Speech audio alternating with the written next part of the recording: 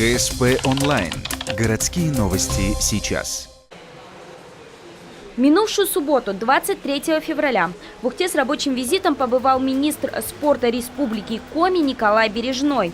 Чиновник посетил бассейн «Юность», в котором недавно закончился ремонт, чтобы обсудить дальнейшее развитие школы плавания в Ухте. На встречу пригласили сотрудников учреждения, тех, кто непосредственно участвует в жизни бассейна. Вопросы совсем не обязательно должны быть там удобные, красивые. Давайте так просто вернемся на дорожку плавания по жизни, как мы ходим, какие есть у вас проблемы. Да? И при этом сразу хочу сказать, что мы здесь, Марина Николаевна, мы не волшебники, мы должны забрать ваши проблемы. Вопросы коснулись таких тем, как финансирование соревнований, а также летнего отдыха молодых пловцов.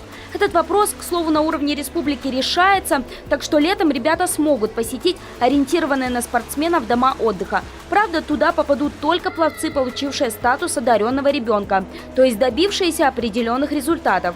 Но самую главную проблему озвучил исполняющий обязанности директора спортивной школы. Он отметил, что, обсуждая вопросы дальнейшей реконструкции, часто говорят об обновлении фасада, тогда как внешний вид не основная боль бассейна, а прохудившиеся коммуникации как раз да. Приоритет нужно как-то на будущее поставить на решение вот этих вопросов, потому что немножко переживаем, что трубы текут периодически или еще что-то, приходится очень много времени уделять именно ремонту вот этих проблем, вкладывать какие-то финансы в это, чем развивать какие-то другие части отрасли, так скажем, именно нашей школы. Если реконструкция бассейна войдет в федеральную программу к 2020 годам, эту информацию будут рассматривать как основную. Также бассейн может получить деньги уже в ближайшее время, но только если школа плавания получит статус школы Олимпийского резерва. А для этого ухтинским пловцам опять же необходимы медали на соревнованиях.